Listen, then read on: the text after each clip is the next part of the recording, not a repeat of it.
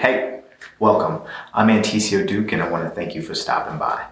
So today we're going to cover a topic that's largely integrated in the software development side of things, and that is design debt.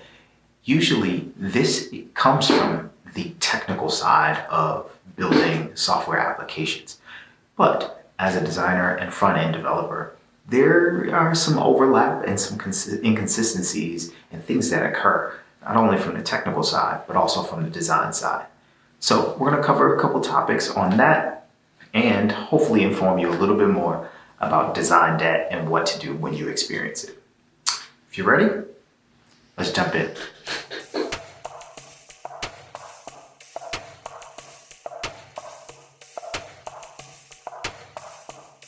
Welcome back. So today's topic, we're covering design debt. And what this is, it's a term that has been coined and borrowed from the technical side of things. It's what happens when you're creating and building software applications, and in an effort to roll out first product or roll out launch and feature updates, you start to build inconsistencies in the design systems, some of your UI patterns, and the overall experience. And it accumulates over time.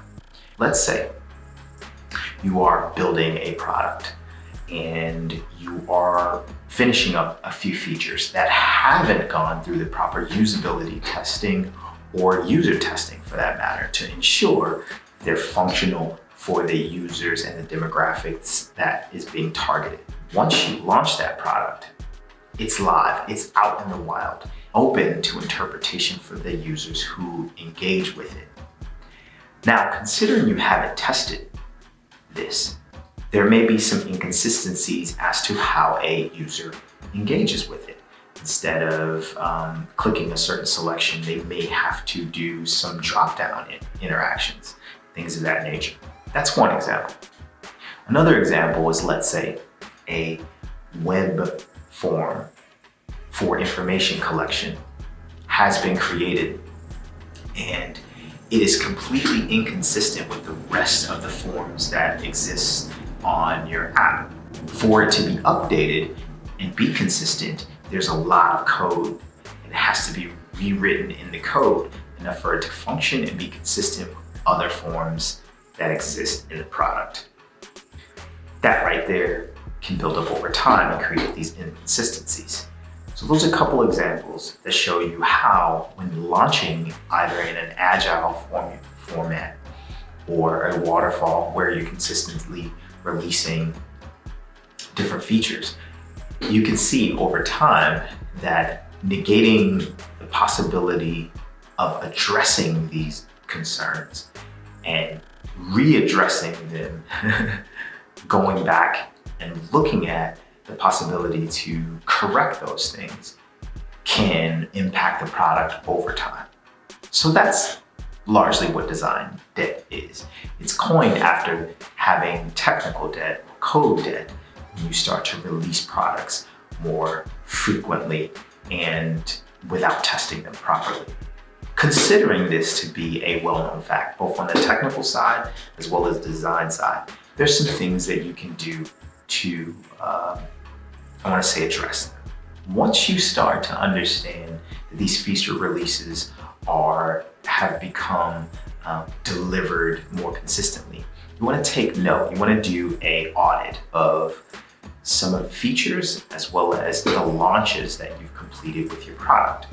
The reason being is because you can determine if it was an alpha launch or a version 1 launch, what features were integrated in that release, and go back and understand, well, the navigation on this release has not been tested, or certain elements on this release has not been tested, and take a full audit of some of those features so that you have an understanding of where your baseline is and what to target.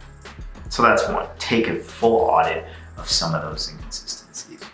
Then after you have an audit, so you kind of know and have an understanding of where to start from and what you're looking to do, then you want to go in and actually schedule some time to reconnect or re-engage with that product and then test it.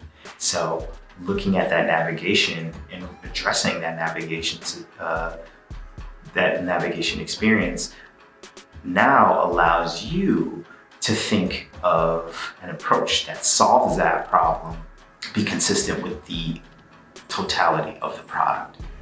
So after your audit, you start to then signify what can be showstoppers for these inconsistencies. Now, navigation is important. I use that as an example. That could be a showstopper or a deal breaker for users to come and interact with your product and not know, not find, get lost, and undiscover the content or this product or service that you want to offer them. So, addressing those. Once you then take an audit, look at those features that you need to readdress, then you want to look at how to incorporate a new solution into those features that will then complement the strategy of the product and its life cycle, okay? That's a huge advantage because you take something that once was kind of an old version and you reimagine it and you redefine it so that it's suitable for the project and its growth over time, okay? And then the last thing you want to do is start to look at how you can bucket that technical debt. So one, ranking them in showstoppers, conversion rates. So if you have a product or service that clicking a call to action or tapping on a certain section does not allow a user to progress forward, that can be very detrimental to the product and service. So you want to identify those things. And then lastly, you want to plan out how you should tackle those alongside of future work.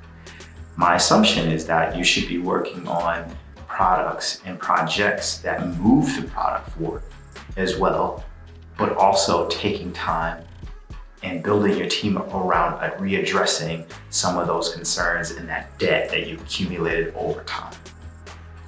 Okay?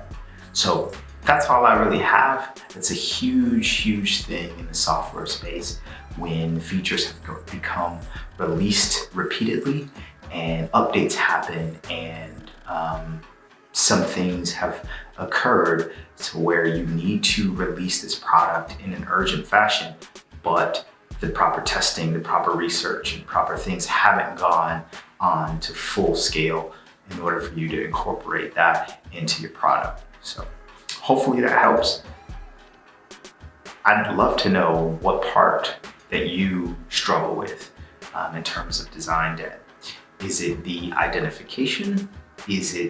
Do you even do it at all? Do you even factor those things in? Do you take into account future products or future features as opposed to going back to readdress those other things? I would love to start that conversation and just get an understanding of how other designers do it, right? This is a community, so let's share some knowledge here. That's all I have. If you like it, you know what to do. No, enough said, right? We'll see you in the next one.